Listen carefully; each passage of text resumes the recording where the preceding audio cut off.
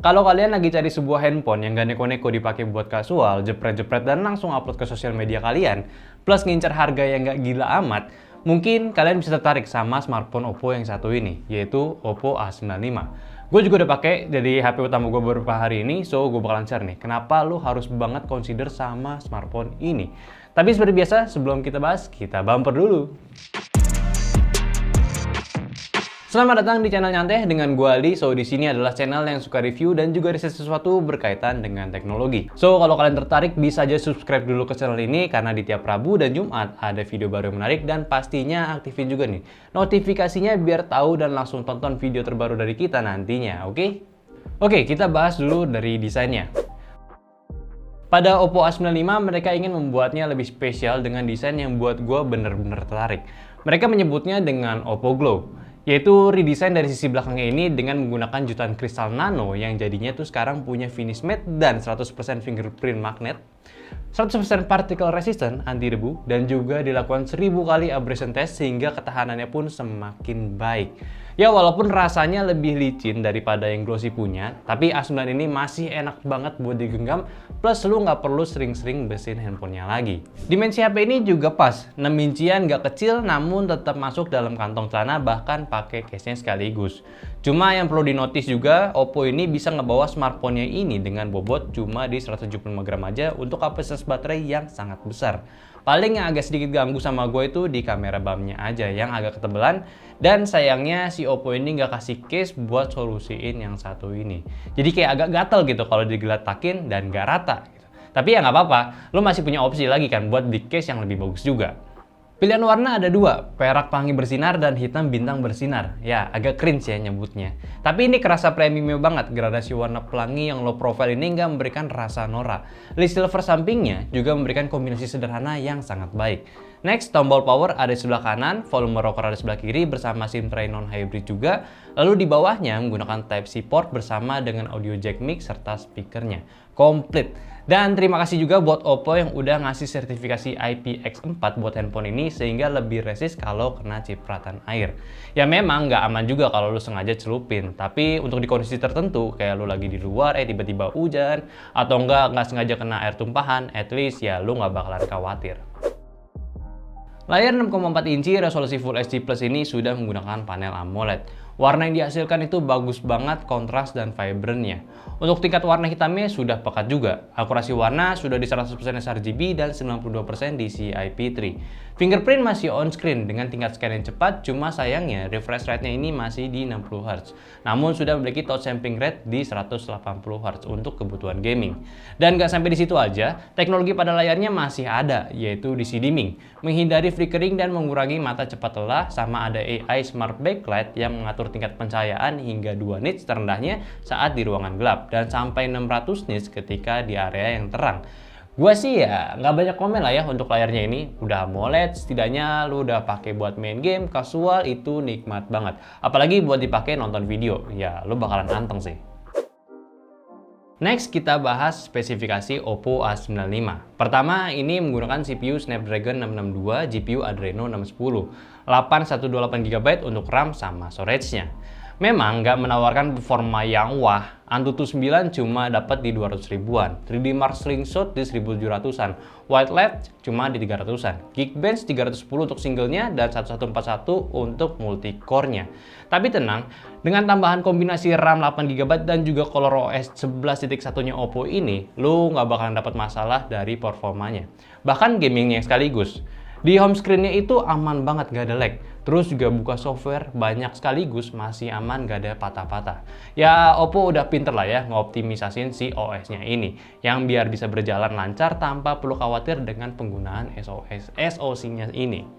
Anyway, handphone ini juga sudah dapat opsi penambahan RAM secara virtual up to 5GB yang lu bisa atur mau dipakai atau enggak. Aneh sih, padahal 8GB aja udah cukup. Ini lu ditambahin lagi sebesar 5GB. Baik banget emang si Oppo ini. Cuma perlu kalian tahu juga nih, untuk penggunaan ini storage lu akan sedikit berkurang sebesar virtual RAM yang lu gunakan. Dan apakah ini berguna? Ya menurut gue sih lumayan banget, bisa ngasih headroom lebih buat processing app yang berjalan di background. Kita bahas performance gamingnya. Pertama, di game Mobile Legends settingannya dapat di ultra high frame rate, berjalan lancar jaya, aman tanpa lag, nggak ada stuttering dengan rata-rata FPS di 40. Pokemon Unite di settingan grafis high dan high frame rate-nya ini bisa berjalan di 60 FPS. PUBG bawaannya ini dapat settingan smooth di FPS high, saat permainan bisa dapat rata-rata di 40 FPS. Nah, kalau Genshin ya masih belum playable lah, dapat settingan low dan itu pun cuma dapat di rata-rata 20 FPS doang. Ya setidaknya main game mainstream, main game e-sport udah aman lah pakai handphone ini. Next, untuk kameranya, yang ini cukup underrated ya, kurang di notice gitu. Yang mana untuk di kelasan HP ini, dia itu bisa dapat foto dan video yang oke banget. Oke, kita lihat dari setupnya dulu ya. Kamera belakang utamanya di 48 megapiksel f1.7, depth sensor 2 megapiksel f2.4, makronya 2 megapiksel f2.4. Sedangkan kamera depan ini memiliki desain punch hole-nya ini memiliki spesifikasi 16 megapiksel f2.4. Nah, untuk hasilnya yang standar, gambarnya itu bersih banget dengan beberapa objek berwarna yang agak sedikit di boost saturasinya dan masih di ukuran yang aman juga. So, jadinya tuh terlihat lebih colorful lagi. Lalu untuk 48 megapikselnya, kalau gue bandingin dengan standar itu nggak terlalu kerasa banget, kecuali lu bener-bener di zoom banget. Udah sama-sama bagus lah, tinggal lu pilih aja, lu mau pakai resolusi yang sesuai kebutuhan lu aja gitu. Next, di HDR cukup unik nih. Awalnya gue kira bakalan lebih ngeboost dari warnanya lagi, namun ini jelas banget nggak seperti itu. Mereka malah ngatur highlight dan shadow-nya itu jadi bener-bener balance, yang mana di beberapa kondisi ini kepake banget. Lebih tepatnya, ini kalau buat foto story warna ala-ala anak Jaksel ini mah masih masuk banget lah. Portrait kamera rapi banget, buat potongan blur dengan objeknya nggak kelihatan kasar. Bahkan buat kamera depannya sekaligus. Rapih banget, cuma di kondisi yang sama, lo bisa lihat bedanya.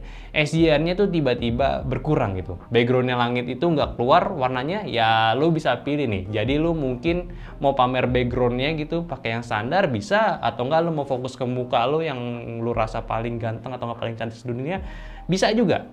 Ya pakai portraitnya aja tinggal gitu. Langsung. Untuk yang terakhir makro, agak aneh nih. Warna objek yang gue dapet itu tiba-tiba agak sedikit merah gitu. Padahal detailnya lebih bagus dan dari yang standar punya. Terus indoor kualitasnya tuh cakep banget. Kondisi cukup cahaya, warnanya pop up keluar banget. Terus di daerah yang kurang cahaya, noise-nya ini sopan banget keluarnya. Yang mana ini gue suka banget.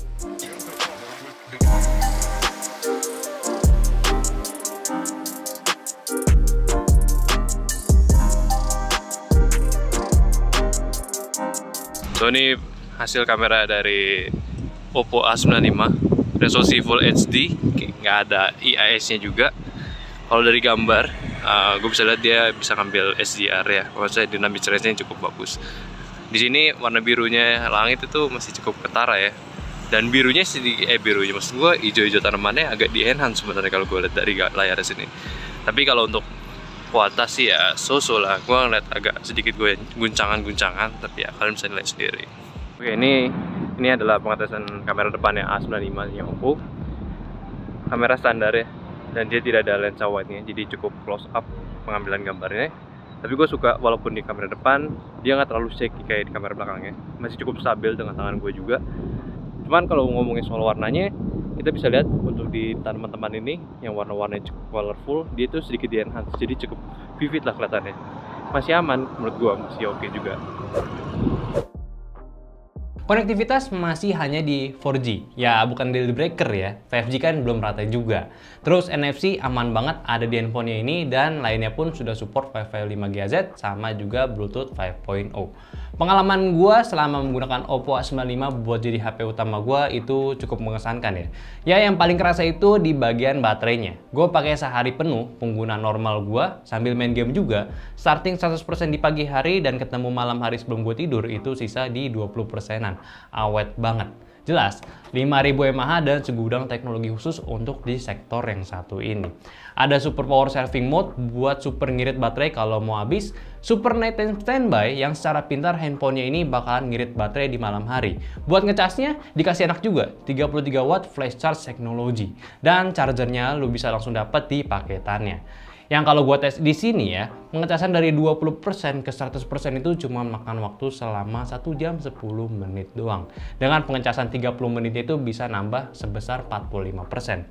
Handphone di range harga kelas Oppo ini sih penting banget ya. Apalagi penggunanya sekarang bisa dibilang banyak yang power user. Either gamer atau enggak buka sosmed terus-menerus. Itu pun belum gue mention lagi kalau Oppo udah ngasih fitur optimized night charging. Buat kalian yang suka ninggalin tidur sambil ngecas nih. Lumayan banget bisa jaga battery health-nya dengan cara nantinya si handphone ini bakalan ngecas maksimal 80% saat waktu tidur lu. Dan ketika lu sebelum bangun gitu ya, handphone ini bakalan lanjut ngecas lagi sampai full. Mantap gak tuh? Udah gitu, ada charging heat control pula. Jadi selama ngecas bakalan aman, handphone lu tuh nggak bakalan panas. Gak cuma baterainya, di sektor audionya pun cukup mengherankan. Walaupun speakernya cuma satu, tapi ngasih kualitas suara yang gue bisa bilang ini enjoyable. Kualitas karakternya tuh dapet, volumenya besar juga. Ya asik lah pokoknya.